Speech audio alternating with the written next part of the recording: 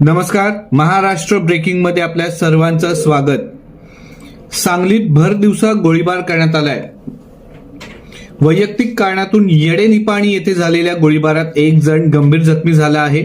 शनिवारी दुपारी गोळीबाराची घटना घडली असून जखमींवर ईश्वरपुरात एका खासगी रुग्णालयात उपचार सुरू आहेत. सांगली जिल्ह्यातील येडेनिपाणी फाटा येथे शनिवारी दुपारी गोळीबाराची घटना घडली. या घटनेत अर्जुन शिवाजी थोरात वय वर्ष 55 हे गंभीर जखमी झाले असून त्यांना इस्लामपूर येथील आधार हॉस्पिटलमध्ये उपचारासाठी दाखल करण्यात आले. जुन्या वादातून हा हल्ला झाल्याचं प्राथमिक तपासात स्पष्ट झाले. पिस्तुलातून झाडलेल्या गोळ्या जखमीच्या पाठीत लागल्या असून त्यांची प्रकृती चिंताजनक असल्याचे समोर आले आहे.